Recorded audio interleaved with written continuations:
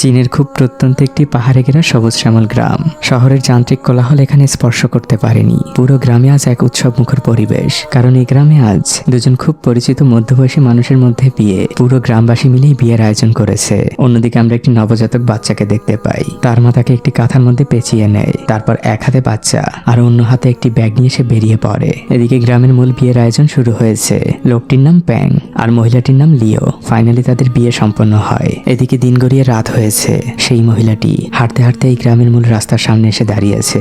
অন্যদিকে প্যাং ও লিওকে নিয়ে বাসায় চলে এসেছে। লিও প্যাংকে বলে, তোমার অনেক কষ্ট হয়েছে। প্যাং বলেও তেমন কিছু না। প্যাং বলে, দেখো আমরা খুব ভালো থাকবো। আমি অনেক ভালো টফু বানাতে পারি। প্রতিবেশীরা আমার বানানো টফুর অনেক প্রশংসা করে। আমরা একটি নতুন টফুর দোকান দিব। প্যাং এই কথাগুলো নিজ থেকেই বলছিল। তখন হঠাৎই লিও তাকে সরি বলে আর প্যাং এর উদ্দেশ্যে সে বলে, আমি কখনো মা হতে পারবো না, তারপরও তুমি আমাকে বিয়ে করলে। প্যাং বলে, এসব কথা ছাড়ো, আমরা দুজন ভালো থাকলেই যথেষ্ট। তুমি এখন হাত মুখ ধুয়ে নাও। এদিকে আমরা সেই মহিলাকে দেখতে পাই। সে তার নবজাতক বাচ্চাকে নিয়ে একটি খোলা দরজার সামনে এসে দাঁড়িয়েছে। তখন ছিল গভীর রাত। প্যাং আর লিও ঘুমিয়ে পড়েছিল। হঠাৎই একটি বাচ্চার কান্নার আর্তনাদে তাদের দুজনের ঘুম ভেঙে যায়। প্যাং সাথে সাথে ঘরের বাইরে বের হয় আর লাইট অন করে। একটি খোলা ব্যাগ নিচে পড়ে আছে আর তার সামনে একটি নবজাতক বাচ্চা কান্না করছে। বাচ্চাটির কান্নায় চারদিক ভারী হয়ে উঠেছে। সেই মহিলা তার নিজ বাচ্চাটিকে এখানে রেখে চলে গিয়েছে। পরদিনের সকালটা লিও আর প্যাং এর জন্য ছিল খুবই আনন্দের। সেই বাচ্চাটি যেন এই পরিবারের জন্য একটি খুশির বার্তা নিয়ে এসেছে। প্যাং আর লিও অনেক খুশি। তাদের পরিচিত গ্রামের সবাই একে একে দেখতে আসে। সেখানে প্যাং এর একজন আঙ্কেলও এসেছে। লিও সেই আঙ্কেলকে বলে, আমরা এই বাচ্চাটিকে দত্তক নিতে চাই। সৃষ্টিকর্তা হয়তো এই বাচ্চাটিকে আমাদের জন্যই পাঠিয়েছেন। আঙ্কেলও খুশি হয়, বলে, আমি এক্ষুনি গ্রাম প্রধানকে জানাতে যাচ্ছি, যাতে করে কয়েকদিন পরে তোমরা আইনগতভাবেই বাচ্চাটির বাবা মা হতে পারো। প্যাং এর আঙ্কেল খুব খুশি মনে সেখান থেকে বেরিয়ে যায়। এভাবেই সময় যেতে থাকে। প্যাং আর লিও বাচ্চাটির বাবা মায়ের সকল দায়িত্ব পালন করে, এমনকি তার থেকেও বেশি। এই ছোট্ট বাচ্চাটির সামান্য কান্নাও এই পালিত বাবা মায়ের সহ্য হয় না। প্যাং লিওকে জিজ্ঞেস করে, আমরা তো এখনো ওর কোনো নাম দেয়নি, তুমি কি কিছু ঠিক করেছো? তখনই লিও হঠাৎ করেই বলে ওঠে, আমি একটি নাম ঠিক করেছি, নামটি হচ্ছে চাইছি। প্যাং বলে, এটা কেমন নাম? আর এর অর্থ তো সুন্দর না। লিও বলে, তাহলে তুমি কিছু বলো। প্যাং বলে, আমি একটি নাম ঠিক করেছি, সাইজিন। লিওরও নামটি খুবই পছন্দ হয়। আর অবুঝ এই বাচ্চাটি পৃথিবীর হিসেব নিকেশ না বুঝলেও সে এক প্রশান্তির মুস্কি হাসি দেয়। এভাবেই কেটে যায় আরো কয়েকটা দিন। আপনাদের একটি কথা বলা হয়নি, লিও কিন্তু হাঁটতে পারে না। তাকে সবসময় হুইল চেয়ারে চলতে হয়। গ্রামের এই ছোট্ট পরিবারটিতে সুখের কোনো কমতি ছিল না। সেই সুখ আরো দ্বিগুণ হয়ে যায় যখন প্যাং এর আঙ্কেল এসে জানায়, আজ থেকে প্যাং আর লিও সাইজিং এর আইনগত বাবা মায়ের দায়িত্ব পেল। এই খুশির খবরে এই মধ্যবয়সী দম্পতির সে কি বাঁধ ভাঙা উল্লাস। তারা যেন এক অসাধ্যকে সাধন করলো। আঙ্কেল সেখান থেকে চলে যান। প্যাং লিওর হুইল চেয়ার ধরে ঘোরাতে থাকে আর চিৎকার করে বলতে থাকে, সাইজিং এখন থেকে আমাদের মেয়ে, আমরা ওর বাবা মা। পৃথিবীর কেউ আর ওকে আমাদের কাছ থেকে কেড়ে নিতে পারবে না। একদিন রাতে খুব ঝড় বৃষ্টি হচ্ছিল। সাইজিং অনেক কাজ ছিল, সে কিছুই খেতে চাচ্ছিল না। তখন হঠাৎই মা লক্ষ্য করে সাইজিং এর গায়ে অনেক জ্বর। সে সাইজিং এর বাবা প্যাংকে সেই কথা বলে আর সাইজিং কে সে এখনই ক্লিনিকে নিয়ে যেতে বলে। কিন্তু ক্লিনিক ছিল গ্রাম থেকে অনেক দূরে। কিন্তু বাবা প্যাং মেয়েকে পিঠে বেঁধে ওই ঝড়ের মধ্যেই গ্রামের মেঠো পথ দিয়ে যেতে থাকে শহরের দিকে। সে বারবারই পড়ে যাচ্ছিল, কিন্তু তারপরও সকল বাধা পেরিয়ে সে শহরের ক্লিনিকে পৌঁছায়। ভেজা অবস্থায় বাবা বাইরে অপেক্ষা করছিলেন। কিছুক্ষণ পরে ডক্টর বের হয়। প্যাং থেকে জিজ্ঞেস করে মেয়ে সাইজিং এর অবস্থা। ডক্টর বলে, অল্পের জন্য বেঁচে গিয়েছে, আর কিছুটা দেরি হলে হয়তো খারাপ কিছু ঘটে যেত। বাবা এক স্বস্তির নিঃশ্বাস ফেলেন। এভাবেই কেটে যায় কয়েকটি বছর। সাইজিং এখন বড় হয়ে গিয়েছে। সে তার বাবাকে সাহায্য করে। মা লিও তার বিয়ের জামা কেটে মেয়ের জন্য সুন্দর একটি ড্রেস বানিয়েছে। সেই ড্রেসই সে সাইজিং কে পরায়। সাইজিং এই নতুন জামা পেয়ে অনেক খুশি। সে খুশিতে বাড়ির উঠোনে নাচতে থাকে। সাইজিং এর ছিল আজ প্রথম স্কুল। সে তার বাবার সাইকেলে করে স্কুলের দিকে রওনা হয়েছে। সাইজিংদের প্রধান শিক্ষক সাইজিংকে সবার সাথে পরিচয় করিয়ে দেয়। বাচ্চা মেয়েটি অনেকটাই ভীত ছিল, কিন্তু সবাই তাকে হাততালি দিয়ে স্বাগতম জানায়। শিক্ষক তখন সবার উদ্দেশ্যে জিজ্ঞেস করে, তোমাদের মধ্যে কে সাইজিংকে তার পাশে বসাতে চাও? কেউই হাত তোলে না, শুধুমাত্র একটি মেয়ে ছাড়া। সাইজিং যে সেই মেয়েটির পাশে বসে। এই মেয়েটির সাথে সাইজিং এর খুব ভালো বন্ধুত্ব হয়। মেয়েটি তার ব্যাগ থেকে একটি MP3 প্লেয়ার বের করে। সাইজিং ওই মেয়েটিকে জিজ্ঞেস করে, ওটা কি? মেয়েটি বলে, এটা দিয়ে আমি গান শুনি। টিফিনের ঘন্টা পড়ে যায়। সাইজিংদের ক্লাসের একটি বখাটে ছেলে সাইজিং এর বাবাকে নিয়ে অন্য বন্ধুদের সাথে টিটকিরি করতে থাকে। সে বলতে থাকে, ওই বৃদ্ধ লোকটি নিশ্চয়ই সাইজিং এর বাবা নয়, দেখলে মনে হয় সে সাইজিং এর দাদা। সাইজিং তখন কিছুটা দূরিয়ে দাঁড়িয়েছিল। এই কথা তার কানে যায়। সে এসে ওই বখাটে ছেলেটির সাথে ঝগড়া করে আর তাকে বলে, তোমার সাহস থাকলে আর একবার বলো তখন সাইজিং এর সেই ফ্রেন্ডটি এসে ওই ছেলেটিকে সরিয়ে দেয় আর সাইজিং কে নিয়ে সেখান থেকে চলে যায়। মাঠের সকল বাচ্চারা খেলছিল যে যার মতো। সাইজিং আর তার ফ্রেন্ড হাঁটতে হাঁটতে সেখানে এসেছে। সেখানে সেই বখাটে ছেলেটিও ছিল। বখাটে ছেলেটি আবারও সাইজিং কে টিস করে। সাইজিং এবার খুবই রেগে যায়। সে যে ওই ছেলেটিকে বলে, তুমি আমাকে অতটা দুর্বল ভেবো না যে আমি সবসময় চুপচাপ থাকবো। তখন ওই বখাটে ছেলেটির বন্ধু সাইজিং কে বলে, তাহলে তোমাদের দুজনের মধ্যে একটি রেস হয়ে যাক, তাহলে বুঝবো তুমি দুর্বল না সবল। সাইজিং কোনো কিছু না ভেবেই রাজি হয়ে যায়। মেয়েরা সবাই সাইজিং এর পক্ষে আর ছেলেরা ওই বখাটে ছেলের পক্ষে। দৌড় শুরু হয়ে যায়, কিন্তু সাইজিং কোনোভাবেই ওই ছেলেটির সাথে পেরে উঠছিল না। রেস শেষে সাইজিং হেরে যায়। সকল ছেলেরা উল্লাস করতে থাকে আর মেয়েগুলো চুপচাপ সেখানে দাঁড়িয়ে থাকে। সাইজিং এর মনটাও অনেক বেশি খারাপ। ওই দিন রাতে সাইজিং স্কুল থেকে ফিরে আসতে দেরি করছিল, তাই তার বাবা মা চিন্তা করছিল। কিন্তু কিছুক্ষণের মধ্যেই সাইজিং ফিরে আসে। সে তার পড়ার টেবিলে বসে। বাবা তখন ব্যবসার হিসেব নিকেশ করছিল। সে হঠাৎই সাইজিংকে একটি পরীক্ষা নেয়। সে একটি জটিল সংখ্যার যোগফল জিজ্ঞেস করে সাইজিং এর কাছে। সাইজিং এর বাবা ক্যালকুলেটরে হিসেব করার আগেই সাইজিং উত্তর দিয়ে দেয়। সাইজিং এর বাবা মা অনেক অবাক হন। সাইজিং তার বাবা মাকে বলে, তোমাদের হাতে টাকা হলে আমাকে একটি MP3 প্লেয়ার কিনে দিও। মা জিজ্ঞেস করে সেই জিনিসটা আবার কি। সাইজিং বলে, ওটা দিয়ে গান শোনে। বাবা মা দুজনেই হাসতে থাকে। তারা বলে, ঠিক আছে মা, টাকা হলে তোমাকে আমরা কিনে দিব। এভাবেই কাটতে থাকে সময়। একদিন প্যাং কিছু জিনিস বিক্রি করার জন্য বাজারে যাওয়ার প্রস্তুতি নিচ্ছিল। বাইরে বৃষ্টি হতে পারে দেখে লিও তাকে রেইনকোটটা নিয়ে যেতে বলে। প্যাং সেটি নিয়ে যখন বের হতে যাচ্ছিল, লিও তাকে মনে করিয়ে দেয়, অবশ্যই মেয়ের MP3 প্লেয়ারটা কিনে নিয়ে আসবে আজ। প্যাং বলে, সে কি আর আমি ভুলতে পারি। প্যাং বাইরে বের হয়, কিন্তু চলার রাস্তাটা একদমই স্যাঁতস্যাঁতে ছিল। হঠাৎই প্যাং সেখান থেকে পিছলে নিচে পড়ে যায়। তাকে হসপিটালে নিয়ে আসা হয়। মিস সাইজিং দৌড়ে ছুটে আসে বাবার কাছে। তার বাবার জ্ঞান এখনো ফিরে আসেনি। মিস সাইজিং তার পাশে বসেই কান্না করছিল। ডক্টর তাকে সান্ত্বনা দেয় যে তোমার বাবা এখন বিপদমুক্ত। ডক্টর প্যাংয়ের সেই চাচাকে একটু বাইরে ডাকে আর তাকে সবকিছু খুলে বলে যে প্যাংয়ের আঘাতটা অনেক গুরুতর। তার ঠিক হতে অনেক দিন সময় লাগতে পারে, এমনকি সে চিরদিনের জন্য পঙ্গু হয়ে যেতে পারে। তবে ডক্টররা সর্বোচ্চ চেষ্টা করবে। এদিকে দেখা যায় প্যাংয়ের জ্ঞান ফিরে এসেছে। মিস সাইজিং পাশেই বসা ছিল। তার মুখে এক প্রশান্তির হাসি। বাবা মেয়ের মুখের দিকে তাকিয়ে বলে, মা তোর জন্য তো MP3 প্লেয়ারটা কেনা হলো না। মিস সাইজিং বলে, বাবা আমার ওগুলোর দরকার নেই, তুমি সুস্থ হয়ে গেলেই আমি খুশি। এর 2-1 দিন পরে প্যাংকে হসপিটাল থেকে বাড়িতে নিয়ে আসা হয়। প্যাংয়ের আঙ্কেল প্যাং আর লিওকে সব রকমের সাহস যোগায়। লিও তখন জিজ্ঞেস করে, আমার মিস সাইজিং কোথায়? আঙ্কেল সাইজিং এর দিকে ইশারা করে। সাইজিং অনেক ক্লান্ত ছিল, তাই সে তার পড়ার টেবিলের উপরেই ঘুমিয়ে পড়েছে। মা লিওর বড্ড অসহায় লাগছে মেয়ের জন্য।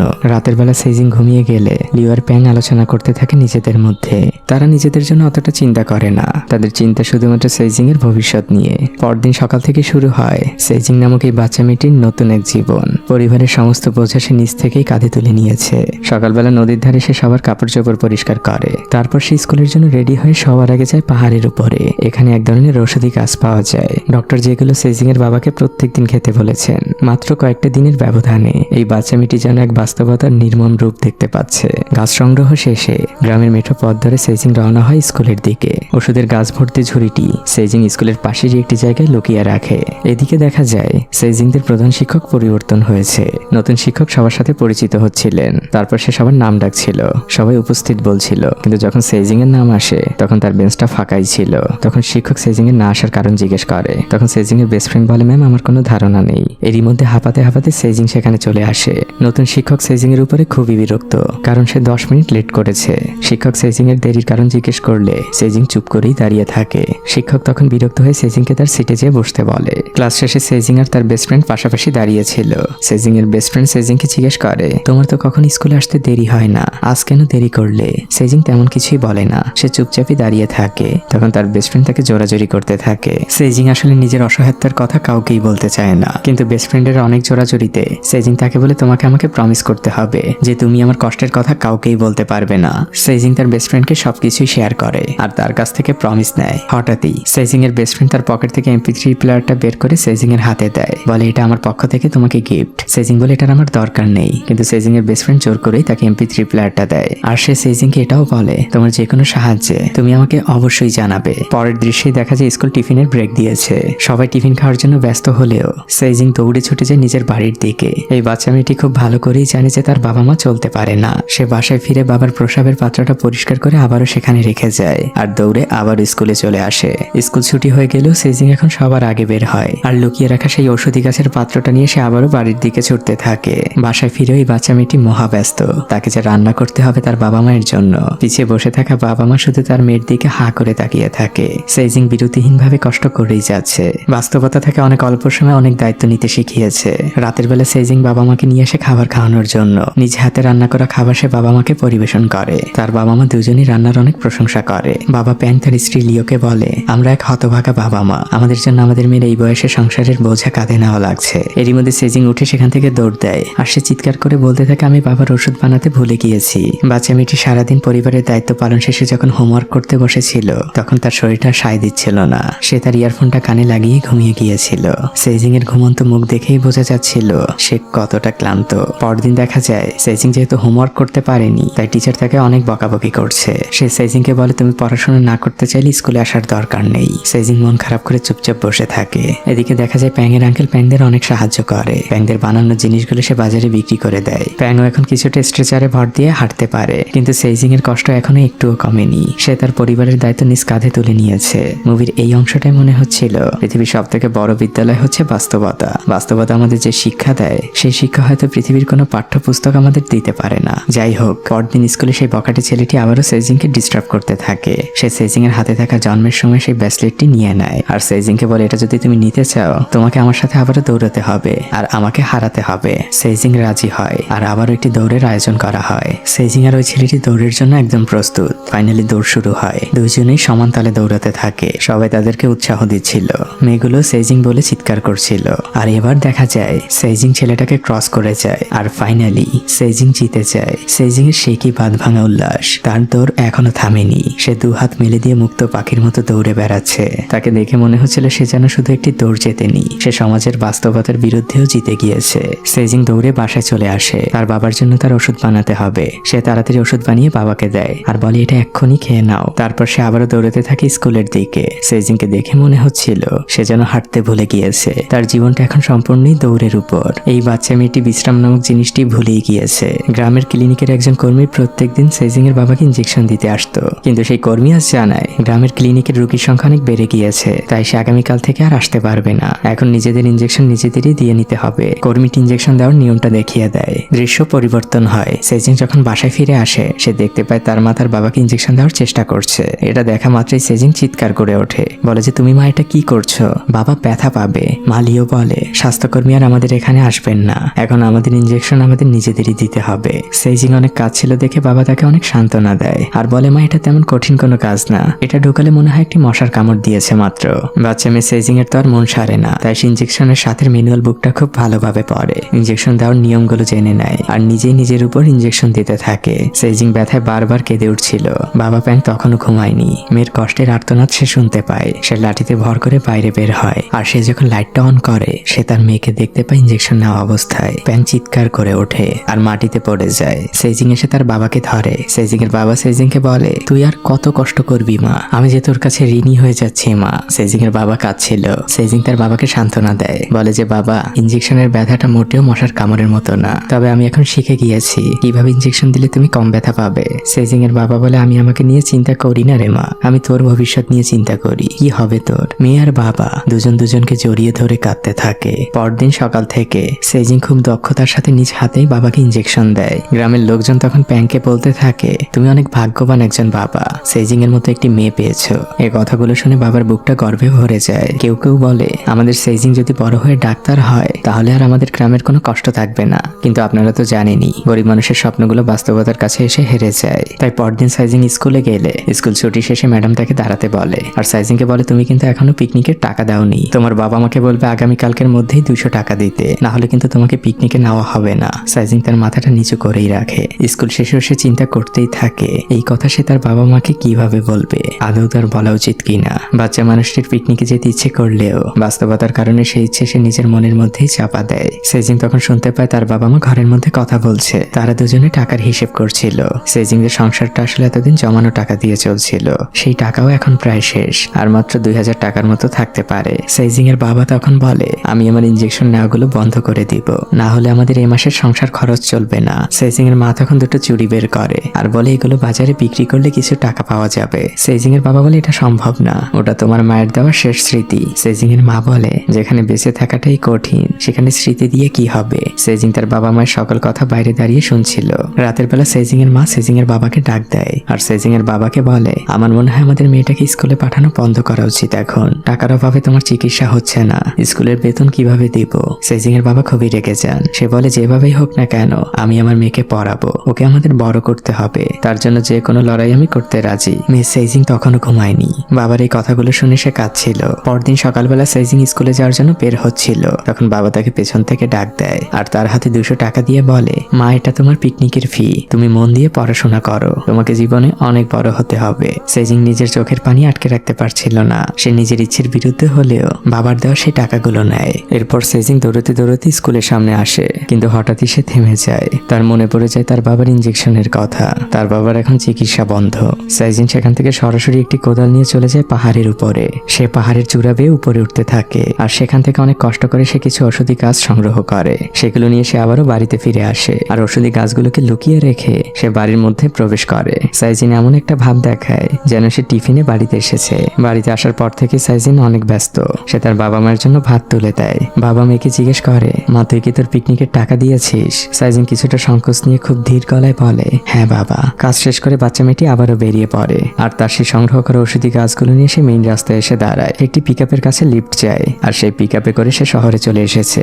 রাস্তার ধারে বসে সে সেই গাছগুলো বিক্রি করার চেষ্টা করছে। তার পাশে একজন চিকেন বিক্রি করছিল। সে সাইজিংকে বলে, তুমি কিছুক্ষণ আমার দোকানটা একটু দেখো, আমি একটু বাসা থেকে আসছি। কিছুক্ষণের মধ্যেই সেই চিকেনের দোকানে একজন কাস্টমার আসেন। ভদ্রমহিলা খুবই ব্যস্ত ছিলেন। সে সাইজিংকে খুব তাড়াতাড়ি একটি মুরগি দিতে বলে। সাইজিং তার সাধ্যমতো চেষ্টা করছিল।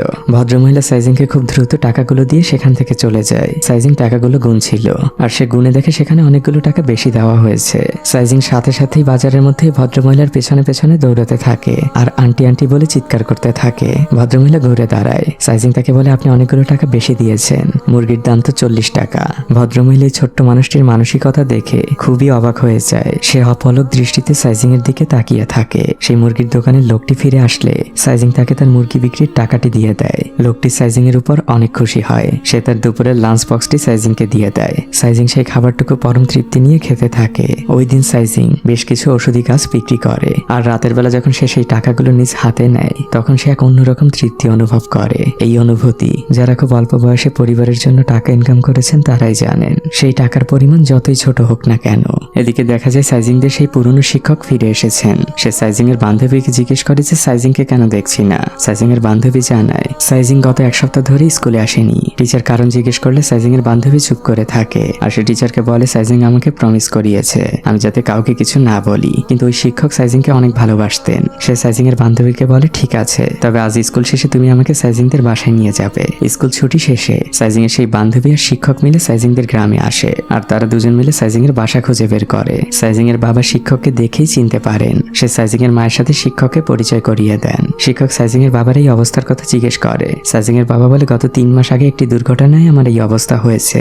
শিক্ষক জিজ্ঞেস করেন, সাইজিং কোথায়? বাবা বলে, মেয়েটা এখনো স্কুল থেকে আসেনি। তখন শিক্ষক বলে, ও তো গত 1 সপ্তাহ ধরে স্কুলে যায়নি। এটা শুনে সাইজিং এর বাবা মা খুবই অবাক হয়ে যান। সাইজিং এর মা বলে, এটা অসম্ভব, ও তো প্রত্যেকদিন স্কুলের জন্য বের হয়। এরই মধ্যে মেইন দরজা দিয়ে সাইজিং প্রবেশ করে। সাইজিং এর বান্ধবী তার কাঁধ থেকে বোঝাটা নামায়। সাইজিং মাথা নিচু করেই আছে, কারণ বাবা মাকে আর শিক্ষককে এক জায়গায় দেখে সে সবকিছুই বুঝে গিয়েছে। তখন শিক্ষক সাইজিংকে জিজ্ঞেস করে যে তুমি কেন স্কুলে যাওনি? সাইজিং বলে যে আমি পিকনিকের টাকা দিতে পারিনি। তখন সাইজিং এর মা বলে, তোমাকে তো টাকা দেওয়া হয়েছে। সাইজিং বলে, ওই টাকাগুলো আমি কিভাবে খরচ করি? ওই টাকা তো আমার বাবার চিকিৎসার টাকা। সাইজিং এর মা তখন বলে, তোমাকে তো এগুলো নিয়ে চিন্তা করতে বলিনি। সাইজিং বলে, মা আমি তোমাদের সন্তান, আমি চিন্তা না করলে কে চিন্তা করবে? সাইজিং তখন পকেট থেকে কিছু ভাঁজ করা টাকা বের করে আর শিক্ষকের হাতে দিয়ে বলে, ম্যাম এই টাকায় কি আমি পিকনিকে যেতে পারবো? মা জিজ্ঞেস করে, তুমি এই টাকাগুলো কোথায় পেয়েছো? সাইজিং বলে, আমি ইনকাম করেছি। মা জিজ্ঞেস করে, কিভাবে? সাইজিং বলে, আমি বাজারে ঔষধি গাছ বিক্রি করেছি। এই কথা শুনে শিক্ষকের চোখে পানি চলে আসে। সে সাইজিংকে জড়িয়ে ধরে বলে,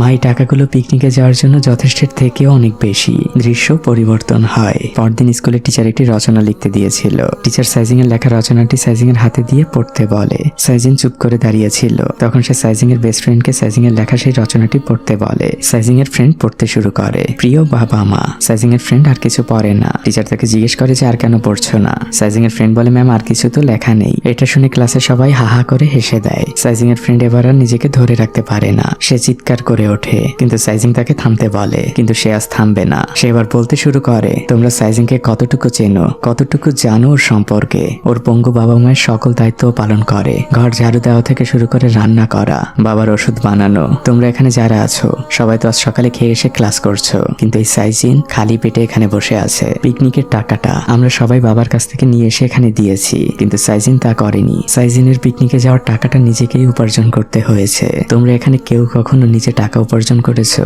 পরিবারের পাশে দাঁড়িয়েছো? আমাদের বয়সী হওয়া সত্ত্বেও ওর এইসব করা লাগছে, তাই ওর অসহায়ত্ব নিয়ে হেসো না, লজ্জা করা উচিত তোমাদের। ম্যাডামও তখন সবার উদ্দেশ্যে বলে, হ্যাঁ এটাই আমাদের সাইজিন, ওকে নিয়ে আমাদের গর্ব করা উচিত। তখন একটি বাচ্চা হাত তোলে আর সে বলে, আমি সাইজিনকে সাহায্য করতে চাই, আমি ওর ঘর ঝাড়ু দিয়ে দিতে চাই। আরেকটি বাচ্চা হাত তুলে বলে, আমি ওর রান্নার কাঠ করিয়ে দিব। এভাবে একে একে সকল বাচ্চা হাত তোলে সাইজিনকে সাহায্য করার জন্য। সেই দুষ্টু ছেলেটিও বাদ যায়নি। স্কুল ছুটি শেষে ম্যাডামের সাথে সকল বাচ্চারা সাইজিনদের বাসার দিকে রওনা হয়। তারা সাইজিনদের বাসায় পৌঁছে যায়। সবাই খুশিতে চিৎকার করে ওঠে। ম্যাডাম সাইজিং এর বাবা মাকে জানায় ওরা সাইজিংকে সাহায্য করার জন্য এখানে এসেছে, আর আপনার জন্য দুটো হাঁটার স্টিকও ওরাই কিনেছে। সাইজিং এর বাবা মা প্রথমে লজ্জায় নিতে চায় না, কিন্তু সবাই মিলে একসাথে অনুরোধ করে। এরপর থেকে ওই বাচ্চাগুলো শুরু করে পুরো বাড়ির কাজ। তারা সবাই মিলে প্রথমে সকল জামা কাপড় ধুয়ে ফেলে। সেই দুষ্টু ছেলেটিও সাইজিনকে একটি ডিটারজেন্টের প্যাকেট উপহার দেয়, আর সাইজিনকে বলে মা বলেছে এতে কাপড় চোপড় অনেক ভালো পরিষ্কার হয়। বাচ্চাগুলো বাড়ির প্রত্যেকটা ইঞ্চি খুব যত্ন নিয়ে পরিষ্কার করতে থাকে। বাচ্চাগুলোর এই কাজগুলো দেখে মনে হচ্ছিল এটাই তো বাস্তবমুখী শিক্ষা। বইয়ের শিক্ষায় আর কতটুকু মানুষ হওয়া যায়। বাচ্চাগুলো সাইজিনের পুরো বাড়ি সাজিয়ে গুছিয়ে সেখান থেকে বিদায় নেয়। সাইজিং তাদের হাত নেড়ে বিদায় দেয়। সাইজিনের বাবা মাও অনেক খুশি। বাসায় ফিরে সাইজিং এর শিক্ষক সাইজিংকে নিয়ে একটি রিপোর্ট লিখতে বসে, যাতে আরো অনেক মানুষ জানতে পারে সাইজিং এর জীবনের গল্প। এদিকে ডক্টর আজ শেষবারের জন্য সাইজিং এর বাবাকে দেখতে এসেছে। সে সাইজিং এর বাবার আঙ্কেলকে একটু বাইরে ডাকে। তখন পেছন পেছন সাইজিংও যায়। সাইজিং এর তার মা শুনতে পায় সাইজিং এর বাবা আর কখনই সুস্থ হবে না। সেই সম্ভাবনা খুবই কম, কারণ তার নার্ভগুলো নষ্ট হয়ে গিয়েছে। সাইজিং আর তার মা অনেক কাঁদছিল, কিন্তু সাইজিং তো হাল ছাড়ার পাত্রী নয়। ওই দিন রাতের বেলা সে তার বাবার কোমরে কাপড় বেঁধে নিজের সর্বোচ্চ চেষ্টা দিয়ে বাবাকে ব্যায়াম করাতে শুরু করে। কিন্তু বাবার এই ভারী শরীর এই ছোট্ট মেয়েটির ওঠাতে অনেক কষ্ট হচ্ছিল, তাই সাইজিং একদম ঘেমে একাকার হয়ে গিয়েছে। কিন্তু তারপরও সে হাল ছাড়ছে না। এদিকে আমরা সেই দুষ্টু ছেলেটিকে দেখতে পাই। সে সাইজিংকে সাহায্য করার জন্য ঘরের মধ্যে টাকা খুঁজছিল, আর তখনই সে একটি ব্রেসলেট খুঁজে পায়। এটি দেখতে একদম সাইজিনের হাতের ব্রেসলেটটির মতো। তখনই বাচ্চাটির মা তাকে ডাক দেয়। সে নিচে দৌড়ে যায় আর মায়ের কাছে টাকা চায় সাইজিং এর জন্য। সে সাইজিং এর কষ্টের কথাগুলো তার মাকে খুলে বলে। তার মা খুশি মনে তাকে টাকা দিতে রাজি হয়। তখন বাচ্চাটি তার মাকে বলে, মা উপরে একটি বাক্সের মধ্যে একটি ব্রেসলেট দেখলাম। মা বলে, তুমি ওখানে কেন হাত দিয়েছো? তখন ছেলেটি বলে, মা ঠিক ওরকমই একটি ব্রেসলেট আমি আমার বন্ধু সাইজিং এর হাতে দেখেছি। মায়ের চোখ দুটো কপালে উঠে যায়। সে বুঝে যায় অনেক কিছু। সাথে সাথে সে গাড়ি নিয়ে সাইজিংদের গ্রামের সেই পথের সামনে চলে আসে। মনে পড়ে যায় তার অনেক পুরনো স্মৃতি। এই পথ তার পরিচিত। এরপর সে সেজিংদের বাসার সামনে আসে। সেজিং তখন বাসায় ঢুকছিল। সে সেজিং এর মুখের দিকে এক দৃষ্টিতে তাকিয়ে থাকে। সে সেজিং এর হাতে সেই ব্রেসলেটটি দেখতে পায়, আর মহিলাটির মনে পড়ে যায় সেই দিনের কথা। মহিলাটি বাসায় ফিরেও চুপচাপ বসে থাকে, আর অনেকটা ভাবনা চিন্তার পর সে এক টুকরো কাপড় আর ওই ব্রেসলেটটি বের করে। এরপর সে তার গাড়িটি নিয়ে আবারও সেজিংদের বাসায় চলে আসে। সে সেজিংদের ঘরটা খুঁজতে থাকে। একজন মহিলা দেখিয়ে দেয়। মহিলাটি যে সেজিংদের দরজার সামনে দাঁড়ায়, আর যখন সে সেজিং এর বাবা মায়ের ঘরে প্রবেশ করে তখন সেজিং এর বাবা মা জিজ্ঞেস করে যে আপনাকে কিভাবে সাহায্য করতে পারি। মহিলাটি জিজ্ঞেস করে এটা কি সেজিং এর বাসা? সেজিং এর বাবা মা উত্তর দেয় হ্যাঁ, আর আমরা সেজিং এর বাবা মা। ওই মহিলাটি তখন সাথে সাথেই মাটিতে বসে পড়ে। সে বলতে থাকে আমি একজন পাপী, আমি সেজিং এর সত্যিকারের মা। কয়েক বছর আগে মেয়ে সন্তান হয়েছিল দেখে আমি সেজিংকে এখানে রেখে গিয়েছিলাম। মহিলাটি তখন তার ব্যাগ থেকে এক টুকরো কাপড় আর সেই ব্রেসলেটটি বের করে। মহিলাটি বলে আমার মেয়েকে যে চাদরে পেঁচিয়ে রেখে গিয়েছিলাম সেই চাদরের একটি টুকরো এটি। তখন সেজিং এর পালিত মা লিও এক টুকরো কাপড় বের করে, আর সে বুঝে যায় ইনি সেজিং এর সত্যিকারের মা। এবার সেজিং এর পালিত মা লিও অনেক ক্ষেপে যায়। সে বলে এতটা বছর আপনি কোথায় ছিলেন? শীতের রাতে বাচ্চাটাকে তো এখানে ফেলে চলে গিয়েছিলেন। এত বছর পর এসেছেন মায়ের দাবি নিয়ে। জন্ম দিলেই মা হওয়া যায় না। সেজিংকে ছোটবেলা থেকে কষ্ট করে বড় করেছি। ও আমার সন্তান, ওর মা আমি। ওর সাথে আমার আত্মার সম্পর্ক। আপনি এক্ষুনি এই বাসা থেকে বেরিয়ে যান, না হলে আমি খারাপ কিছু করে বসবো। তখন সেজিং এর বাবা ওই মহিলাকে রিকোয়েস্ট করে আপনি প্লিজ এখন এই বাসা থেকে চলে যান। মহিলাটি বাসা থেকে বেরিয়ে যায়। বাইরে তখন ঝুম বৃষ্টি হচ্ছিল। সেজিং এর সত্যিকারের মা নিজের পাপের কথা চিন্তা করে অনেক কাঁদছিলেন। এদিকে সেজিং জঙ্গল থেকে কাঠ করিয়ে বাড়ি ফিরছিল। হাত মুখ ধোবার জন্য সে একটু নদীর কিনারায় দাঁড়ায়, কিন্তু ক্লান্ত বাচ্চা মেয়েটি কখন যে ঘুমিয়ে পড়েছে তা সে নিজেও জানে না। সেজিং স্বপ্ন দেখছিল তার বাবা মা দুজনেই এখন হাঁটতে পারে। তাকে পেছন থেকে এসে তার নাম ধরে ডাকছে। সেজিং বাবা মাকে দেখে চিৎকার করে ওঠে। মানুষের স্বপ্নগুলো আসলে কতই না আলাদা। যেমন এই বাচ্চা মেয়েটির স্বপ্ন শুধু তার চোখের সামনে সুস্থ বাবা মাকে দেখা, তার গাড়ি বাড়ি ডাক্তার ইঞ্জিনিয়ার হবার স্বপ্ন নেই। যাই হোক, বাচ্চা মেয়েটি স্বপ্নের দুনিয়া থেকে বাস্তব পৃথিবীতে ফিরে আসে। এদিকে আমরা বুঝতে পারি সেজিং এর বাবা মা ডিসিশন নিয়েছেন সেজিংকে তার সত্যিকারের মায়ের কাছে পাঠিয়ে দিবে। সেজিং এর বাবা তার ওয়াইফকে জিজ্ঞেস করে তুমি কি ভেবে বলছো? সেজিং এর মা বলে হ্যাঁ আমি ভেবে বলছি। সে অনেক কাঁদছিল আর বলছিল ওর ভবিষ্যতের জন্য হলেও আমাদের এটা মেনে নিতে হবে। এই পঙ্গু বাবা মায়ের বোঝা আর বাচ্চা মেয়েটি কতদিন বইবে, ওরও তো একটা ভবিষ্যৎ আছে। দৃশ্য পরিবর্তন হয়। স্কুল থেকে যখন সেজিং ফিরে আসে তখন সে দেখতে পায় তার বাবা মা তার পছন্দের সকল খাবার রান্না করেছে। সেজিং কোনো কিছু না ভেবেই সাথে সাথে খেতে বসে। বাবা মা পরম মমতা নিয়ে সেজিংকে খাবার তুলে দিচ্ছিল, কিন্তু বাচ্চা মেয়েটি এখনো বুঝতে পারছে না এটাই তার বাবা মায়ের সাথে খাওয়া শেষ খাবার। সেজিং তার মাকে জিজ্ঞেস করে, মা আজ কি কোনো বিশেষ দিন? মা কোনো উত্তর দেয় না, সে নীরবেই কেঁদে চলেছে। রাতের বেলা সেজিং ঘুমিয়ে গেলে বাবা একটি চিঠি লিখছিল আর মা একটি ব্যাগে সেজিং এর ব্যবহৃত সকল জিনিস ঢোকাচ্ছিলেন। মেয়ের এত বছরের স্মৃতিগুলো এই মায়ের স্পর্শ করতে আজ বড্ড কষ্ট হচ্ছে। লিও তার মায়ের সেই শেষ স্মৃতি চুরিটিও সেজিং এর ব্যাগের মধ্যে ঢুকিয়ে দেয়। মেয়ের এই বিদায় বেলায় মা হাউমাউ করে কাঁদছেন। মেয়ের সকল স্মৃতিকে আজ সে একটি ব্যাগবন্দি করে দিল। কাল থেকে এই বিছানায় আর কখনোই সেজিং ঘুমাবে না। পরদিন সকাল হয়, আমরা সেজিং এর হাতে একটি চিঠি আর অন্য হাতে একটি ব্যাগ দেখতে পাই। সে একটি ঠিকানা খুঁজছে আর অনেকটা খোঁজাখুঁজির পর সে একটি বাড়ির সামনে এসে দাঁড়ায়। সেই বাড়িতে প্রবেশ করে আর তখনই ওই বাড়ির মধ্যে থেকে সাইজিং এরই সেই বন্ধু বের হয়। সে সাইজিংকে জিজ্ঞেস করে, তুমি এখানে কি করছো? সাইজিং বলে, আমার বাবা আমাকে একটি চিঠি আর এই ব্যাগটি এখানে পৌঁছে দিতে বলেছেন, আমি সেগুলো দেওয়ার জন্যই এখানে এসেছি। এরই মধ্যে সাইজিং এর মা ঘর থেকে বের হন। সাইজিংকে সে দেখে খুবই অবাক হয়। সাইজিং তাকে বলে, আন্টি এগুলো বাবা আপনাকে দিতে বলেছে।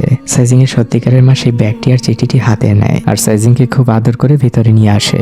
এরপর সাইজিং এর সত্যিকারের মা সেই চিঠিটি পড়তে থাকে। সাইজিং এর পালিত বাবা মা সাইজিংকে পার্মানেন্টলি এখানে পাঠিয়ে দিয়েছে। সাইজিং এর মা তখন সাইজিং এর কাছে আসে আর হাঁটু কেড়ে বসে তাকে জড়িয়ে ধরে বলে, তুই আমার মেয়ে, আমি তোর সত্যিকারের মা। সাইজিং কিছুই বুঝতে পারে না, সে কাঁদছিল। তখন সাইজিং এর সত্যিকারের মা তার হাতে সেই চিঠিটি দেয়। বাবার লেখা চিঠির প্রত্যেকটি শব্দ সাইজিং এর বুকে তীরের মতো বিচ্ছিল।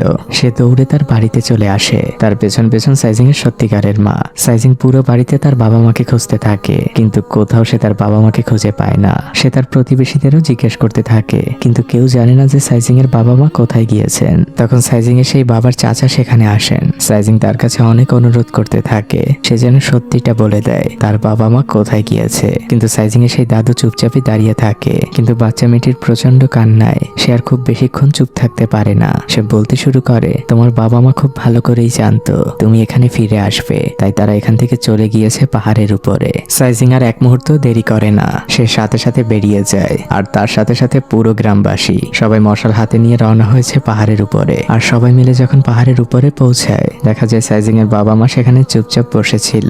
সাইজিং তাদের সামনে হাঁটু গেড়ে বসে আর অশ্রু ভেজা চোখে সে তার বাবা মাকে বলতে থাকে, এই সাইজিং তোমাদের সন্তান, তোমরা আমারই বাবা মা। জন্ম দিলেই শুধু বাবা মা হওয়া যায় না, তোমাদের সাথে আমার আত্মার সম্পর্ক। আমি তোমাদের ছেড়ে কখনো কোনোদিন কোথাও যাব না। সাইজিং এবার তার মায়ের হাঁটুর কাছে এসে বসে আর মাকে বলে, মা চলো বাড়ি যাই। মা এবার আর নিজেকে সামলাতে পারে না, সে সাইজিংকে শক্ত করে জড়িয়ে ধরে। বাবা প্যাং পাশে বসেই কাঁদছিল। ওখানে উপস্থিত থাকা প্রত্যেকটি মানুষের চোখে পানি। সাইজিং এর জন্মদাতা মা সাইজিংকে লিও আর প্যাং এর হাতে বুঝিয়ে দেয়। সে বুঝে গিয়েছে শুধুমাত্র জন্ম দিলেই মা হওয়া যায় না, মা হচ্ছে এক ভরসার নাম। পরদিন দেখা যায় সাইজিংদের গ্রামে সাইজিং এর পরিবারের জন্য একটি ফান্ড কালেকশন করা হচ্ছিল। যে যার মতো সেখানে সাহায্য করছিল, কেউ টাকা দিচ্ছিল, কেউ সবজি। বাচ্চাগুলো তাদের জমানো ছোট ছোট টাকার ব্যাংক দিচ্ছিল। গ্রামের বৃদ্ধ লোকটাও টাকা দিতে এসেছে। সাইজিং এর পরিবার কৃতজ্ঞ সবার প্রতি। তখনই আমরা সাইজিং এর সেই শিক্ষককে দেখতে পাই, তার সাথে একজন বয়স্ক ভদ্রলোক এসেছেন। সেই গ্রামেরই সন্তান, কিন্তু এখন ইন্দোনেশিয়ায় থাকে। সাইজিং এর শিক্ষকের লেখা সাইজিংকে নিয়ে আর্টিকেল পড়ে সে এখানে এসেছেন। সে এসে সবার উদ্দেশ্যে ভাষণ দিতে শুরু করে। সে সবার উদ্দেশ্যে বলে, এখন থেকে আমি সাইজিং এবং সাইজিং এর বাবা মায়ের সকল দায়িত্ব নিজের কাঁধে তুলে নিলাম এবং সেটা সারা জীবনের জন্য। তখন সবাই হাততালিতে ফেটে পড়ে আর এই মুহূর্তের মধ্যে দিয়ে মুভিটি এখানেই শেষ হয়ে যায়। এই হচ্ছে সেই সত্যিকারের সাইজিং। তার এই কষ্টের গল্প নাড়া দিয়েছিল পুরো পৃথিবীকে। তাই তো 2010 সালে কোটি বাচ্চার আইকন হিসেবে এশিয়ান গেমসের মশাল উঁচু করে ধরেছিল সাইজিন। সাইজিনের এই জীবনের গল্প কোনো লেখকের লেখা গল্প নয়। এই ঘটনার বাস্তব সাক্ষী নিয়ে এই মেয়েটি এখন এই পৃথিবীতেই বিচরণ করছে। প্রত্যেকটি বাবা মাই সাইজিনের মতো একটি দায়িত্ববান সন্তান ডিজার্ভ করে। তাই এই মুভিটি আমি আমার পরবর্তী প্রজন্মকে দেখানোর জন্য নিজের কাছেই রেখে দিলাম। আপনি চাইলেও মানুষের সাথে শেয়ার করতে পারেন। তো আপনার কাছে কেমন লাগলো এই সত্য গল্প?